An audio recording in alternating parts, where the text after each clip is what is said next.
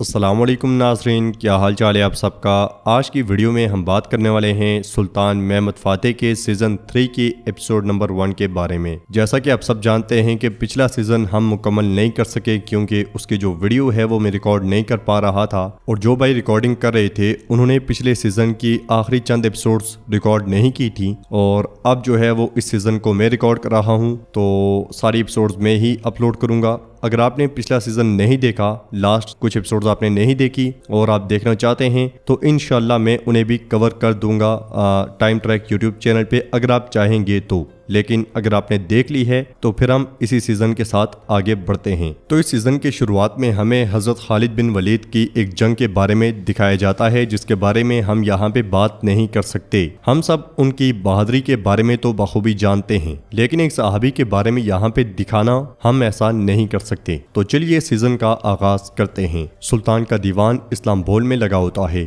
سلطان نقشے کو دیکھتے ہوئے اپنے وزیروں اور مشیروں سے کہتے ہیں، اسلام کی تلوار حضرت خالد بن ولید رضی اللہ تعالیٰ عنہ نے یہی فرمایا تھا، جب تک روم کا آخری قلعہ نہیں گر جاتا اللہ کے شیر نہیں رکیں گے۔ سب سے پہلے ہم نے بازنطینی سلطنت کو زمین بوس کیا، یہ پہلا روم تھا، اب باری ہے دوسرے روم کی۔ پونس، جہاں تک بات ہے آخری روم کی تو وہ ایک اور کہانی ہے، اللہ کے فضل و کرم سے اس پر بھی چڑھائی کرنے کا وقت آئے گا۔ محمود پاشا کیا ایسا ہی ہے نا؟ تو ناظرین، اب کی بار سلطنت کے وزیر اعظم محمود پاشا ہیں۔ سلطان ان سے پوچھتے ہیں، مغرب سے آنے والی ہوا کیسی چل رہی ہے محمود پاشا؟ تو وزیر اعظم کہتے ہیں، یورپ کے وسط میں انگریز کافر اقتدار کی جنگ لڑ رہے ہیں، لنکاسٹر کے خاندان پورے جزیرے پر خون بہا رہے ہیں، عوام تکلیف میں ہیں، نتیجتاً جیسا کہ کوسو کے مقام پر ہوا ان کا ہمیں زیر کرنا ناممکن ہے۔ سلطان پوچھتے ہیں، اچھا تو فرانسیسی کافروں کے بارے میں کیا خیال ہے؟ تو شہاب الدین پاشا کہتے ہیں، فرانسیسی کافروں کی حالت بھی انگریزوں سے مختلف نہیں ہے سلطان معظم، اگرچہ بادشاہی لوئی نے انگریزوں کو عبرتناک شکست سے دوچار کیا ہے، پھر بھی وہ اپنے ملک میں امن و سلامتی کو ممکن نہیں بنا سکتا۔ لیکن کیا ہنگری کی سرزمین میں وہ امن و سلامتی ہے؟ یہ بہادر پاشا بہتر جانتے ہیں۔ تو بہادر کہتا ہے، ہنگری کافر سخت جان ہیں، ہنگری کی سرزمین مزید طاقتور ہو رہی ہے، لیکن سب جانتے ہیں کہ ہمارے درمیان صلح ہے، یقیناً اقتدار کے لیے ان کا وقت خریدنے کی کوشش کرنا آشکار ہے۔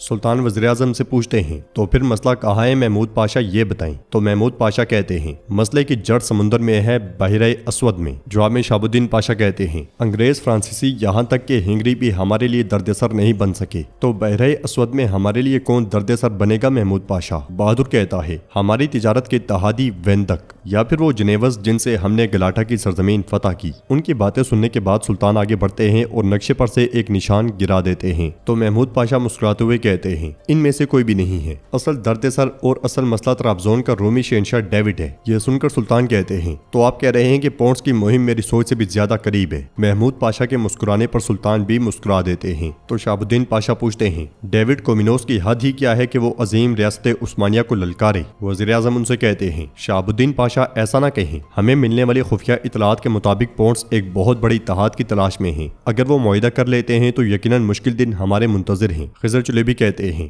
سلطان معظم کا دیوان حقیقت جاننے کا اجلاس ہے، تو پھر ہمیں بھی بتائیں کہ کومینوس کافر کا کس کے ساتھ اتحاد ہو رہا ہے۔ اگلے لمحے ساروجہ وہاں پہ آتا ہے اور خوش ہوتے ہوئے سلطان سے کہتا ہے، سلطان معظم آخر کار ہم کامیاب ہو گئے۔ یہ سن کر سلطان بہت خوش ہوتے ہیں۔ تو ناظرین، اس کے بعد ہمیں ویٹیکن کا ایک عالی شان محل دکھایا جاتا ہے جہاں پہ طرابزون کا شہنشاہ ڈیوڈ کومینوس پوپ کے ساتھ موجود ہوتا ہے۔ پوپ اس سے کہتا ہے، یعنی اتحاد، ایک مقدس اتحاد، یہ کتنا مشکل کام ہے تم بھی جانتے ہو کومینوس۔ تو کومینوس کہتا ہے، میں یہاں ہر قیمت ادا کرنے کے لیے موجود ہوں محترم پوپ، رومی جانشین کے طور پر زندہ رہنے کے لیے ہمارے پاس پونس سے اتحاد کے علاوہ کوئی چارہ نہیں ہے۔ تو پوپ کہتا ہے، تم پونس کے شہنشاہ بن سکتے ہو، میں تم سے کہیں زیادہ چاہتا ہوں کہ ایک صلیبی اتحاد قائم ہو، مگر افسوس کہ تم ناممکن کی بات کر رہی ہو۔ جواب میں کومینوس کہتا ہے، محمد ہمارے اوپر چار دوڑے گا، یہ کوئی راز نہیں ہے، اگر عیسائی دنیا نے ہمارا ساتھ نہ دیا تو ہمارا انجام بھی قسطنطنیہ جیسا ہوگا۔ پوپ کہتا ہے، میں تمہیں شاباشی دیتا ہوں شہنشاہ، تم اپنے باپ الیکسیوس کی طرح پیچھے ہٹنے والے نہیں ہو، عقل مند اور بہادر ہو، اور اس کے علاوہ تم نے اپنی بیٹی جولیا کی کرمان اغلو ابراہیم کے بیٹے سلیمان کے ساتھ شادی کا ڈونگ رچا کر خوب چال چلی ہے۔ ترک جب ایک دوسرے کو کھا رہے ہوں گے تو ہمیں وقت مل جائے گا، تاہم کرمان اغلو کے ساتھ اتحاد اتحاد عیسائی دنیا کو خوشحال نہیں کرے گا۔ کومینوس کہتا ہے میں اسی وجہ سے یہاں ہوں۔ تو پوپ کہتا ہے یورپ برسوں سے خون میں ڈوبا ہوا ہے، یہ اس وقت تک ممکن نہیں ہے جب تک انگریز اور فرانسیسی ایک دوسرے کے گلے پڑے ہوئے ہیں۔ یہ کہتے ساتھ ہی پوپ آگے بڑھتا ہے تو کومینوس کہتا ہے مسیحی دنیا میں ہونے والی لڑائی کو ختم کرنے والی کوئی چیز دے سکتا ہوں میں آپ کو۔ یہ سنتے ساتھ ہی پوپ پلٹتا ہے اور پوچھتا ہے وہ کیا ہے؟ تو کومینوس کہتا ہے مقدس امانتیں پوپ، مقدس امانتیں۔ آپ اگر ان کے مالک بن جائیں تو آپ عیسائی دنیا کو زندہ کر سکتے ہیں۔ یہ سنتے ساتھ ہی پوپ سوچ میں پڑ جاتا ہے۔ کومینوس مزید کہتا ہے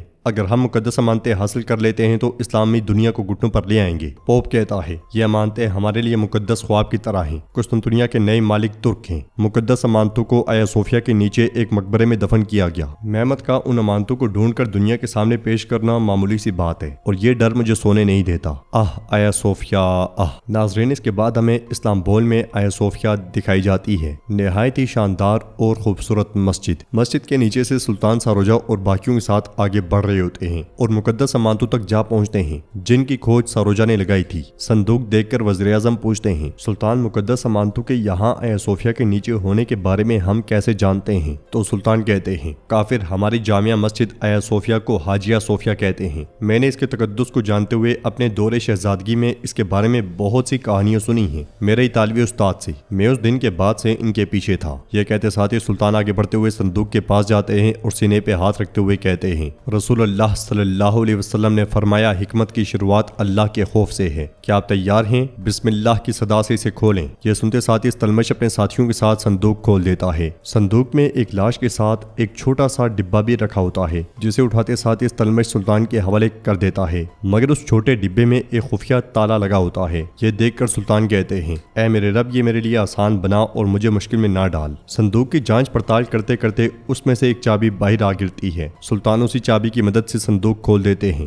جس میں ایک کاغذ پڑا ہوتا ہے، مگر کاغذ پہ کچھ بھی نہیں لکھا ہوتا۔ یہ دیکھ کر سب حیران رہ جاتے ہیں، مگر سلطان اس کاغذ کو پرکھنا شروع کر دیتے ہیں۔ ویٹیکن میں کومینوس پوپ سے کہتا ہے اگر محمد قبر تک پہنچ بھی جائے تو وہ امانتوں کا مالک نہیں بن پائے گا، مجھے اس بات کا یقین ہے، کیونکہ مقدس امانتیں قسطنطنیہ میں نہیں ہیں۔ کارڈینل ہنستے ہوئے کہتا ہے یہ کیا بکواس ہے؟ پوپ پوچھتا ہے کومینوس پھر وہ کہاں ہیں؟ تو کومینوس کہتا ہے پونٹس میں۔ یہ سن کر پوپ کا دوسرا چیلا غصے سے کہتا ہے تم ہمیں اتحاد پہ مجبور کرنا چاہتے ہو۔ پوپ پوچھتا ہے کیا وہ تمہارے پاس ہیں؟ تو کومینوس کہتا ہے اگر امانتیں میرے پاس ہوتی تو میں انہیں اپنے ساتھ لے کر آتا۔ امانتیں سومیلا خانقاہ میں ہیں، ایک پادریوں کے گروہ کے پاس جو خود کو خاموش کہتے ہیں۔ یہ سن کر پوپ کہتا ہے واضح طور پہ بتاؤ کہ تم مجھ سے کیا چاہتے ہو۔ تو کومینوس کہتا ہے اگر آپ کچھ خاص لوگوں کو بھیجے جو ان پوشیدہ رازوں کو سلجھا سکیں تو وہ مقدس امانتیں آپ کی ہو جائیں گی۔ جب وہ مقدس امانتیں آپ کے پاس ہوں گی تو عیسائی دنیا اپنی تمام لڑائیوں کو بھول جائے گی، ترکوں کی پیش قدمی رک جائے گی اور ہم انہیں ان کے صحرا جس جہنم سے وہ آئے ہیں وہاں واپس بھیج دیں گے۔ ہم محمد نامی مصیبت سے ہمیشہ کے لیے جان چھڑا لیں گے۔ پوپ کہتا ہے تم سلطنت کے لیے ایک بڑی قربانی مانگ رہے ہو۔ تو کومینوس کہتا ہے کاش میں صرف اپنی فکر کرتا۔ محمد کے شیطانی دماغ میں 3 روم ہیں پوپ حضرت۔ پہلا قسطنطنیہ گر گیا، دوسرے ہم ہیں، اگر آپ ہمارا ساتھ نہیں دیں گے تو ہم بھی گر جائیں گے، اور جب ہم سب گر گئے تو محمد تیسرے روم کے ساتھ اکیلا رہ جائے گا، یعنی کہ اصلی روم کے ساتھ۔ قسطنطنیہ میں محمد کے کمرے میں جانے والے سفیر وسطی کمرے میں تخت کے اوپر ایک سنہری گنبد کے بارے میں بات کر رہے ہیں۔ ترک اس سنہری گنبد کو کیزل علما کہتے ہیں۔ محمد کا آخری ہدف پونس نہیں ہے پوپ۔ پھر نقشے کی جانب اشارہ کرتے ہوئے کہتا ہے یہ وہ کرۂ ارض ہے جو عزیز پیتروس اپنے ہاتھ میں پکڑے ہوئے ہے، یعنی ویٹیکن محمد کا آخری ہدف ہے۔ صرف پونٹس کے لیے نہیں بلکہ جو محمد کی نظر میں تیسرا روم ہے ویٹیکن کے لیے آپ کو میرا ساتھ دینا چاہیے۔ ناظرین، اس کے بعد ہم دیکھتے ہیں کہ استنبول میں سلطان بڑے غور سے اس کاغذ کو دیکھ رہے ہوتے ہیں اور کہتے ہیں یہ کاغذ خالی نہیں ہو سکتا۔ وزیر اعظم کہتے ہیں لیکن میرے سلطان یہ بالکل خالی ہے، کچھ بھی تو نہیں لکھا اس پہ۔ جواباً سلطان کہتے ہیں پاشا شاید ہمیں دیکھنا نہیں آتا، ہمیں اس راز کو اجاگر کرنے کے لیے ایک روشنی درکار ہے، ذرا شمع لاؤ۔ محمود پاشا شمع لا کر کاغذ کے پیچھے رکھ دیتے ہیں جس کی وجہ سے کاغذ پہ لکھائی نظر آنا شروع ہو جاتی ہے، لیکن سلطان اس کی زبان سمجھ نہیں پاتے تو وہ خضر چلیبی سے اس کے بارے میں پوچھتے ہیں۔ خضر چلیبی کہتے ہیں یہ قدیم ارحمی زبان لگتی ہے میرے سلطان۔ سلطان پوچھتے ہیں کیا آپ اسے پڑھ سکتے ہیں؟ تو محمود پاشا کہتے ہیں میرے سلطان یہ مشکل زبان ہے، بدقسمتی سے پائتخت میں کوئی ایسا نہیں ہے جو اس زبان کو پڑھ سکے۔ سلطان غصے سے کہتے ہیں بہت سے اسکولوں اور مدارس کے ہوتے ہوئے جن کو ہم دور دراز سے لائے ہیں، ان علماء اور اساتذہ کے ہوتے ہوئے مملکت عثمانیہ میں کیا اس عبارت کو پڑھنے والا کوئی بھی نہیں ہے؟ خضر چلیبی کہتے ہیں میرے سلطان ہے لیکن پائتخت میں نہیں ہے۔ سلطان پوچھتے ہیں پھر کہاں ہیں وہ؟ تو خضر چلیبی کہتے ہیں توقات میں، مشہور یاغی باسن مدرسے میں۔ سلطان پوچھتے ہیں کیا اسے پڑھنے والا مدرس ہے؟ تو خضر چلیبی کہتے ہیں کاش وہ صرف مدرس ہوتا، لیکن وہ ایک پاگل آدمی ہے، وہ میرا طالب علم تھا۔ میں بھی حیران ہوں کہ کیا اسے مدرس کہوں، نجومی کہوں یا طبیب کہوں، وہ سب کچھ ہے، بس اس کے پاس صرف ایک چیز نہیں ہے اور وہ ہے عقل۔ سلطان آگے بڑھتے ہوئے کہتے ہیں یہ اچھی بات ہے، وہ دیوانہ استادوں سے بہتر ہے۔ ساتھ ہی وہ تینوں بیٹھ جاتے ہیں۔ سلطان پوچھتے ہیں اب بتاؤ اس شخص کا نام کیا ہے خضر چلیبی؟ تو خضر چلیبی کہتے ہیں مدرس لطفی، نجومی لطفی، ملا لطفی، طبیب لطفی، اور کبھی کبھار اس کو بہادر کے نام سے بھی پکارا جاتا ہے، وہ دیوانہ لطفی کے نام سے مشہور ہے۔ تو ناظرین اس کے ساتھ یہ ایپیسوڈ بھی اختتام پذیر ہوتی ہے۔ ویڈیو پسند آئے تو لائک کر دیں، شیئر کر دیں، سبسکرائب نہیں کیا ہوا تو سبسکرائب کرنے کے ساتھ ساتھ گھنٹی والے آئیکن کو دبانا مت بھولیں۔ ملتے ہیں انشاءاللہ نیکسٹ ویڈیو میں، تب تک کے لیے رکھیں اپنا اور اپنوں کا بہت زیادہ خیال۔ اللہ نگہبان۔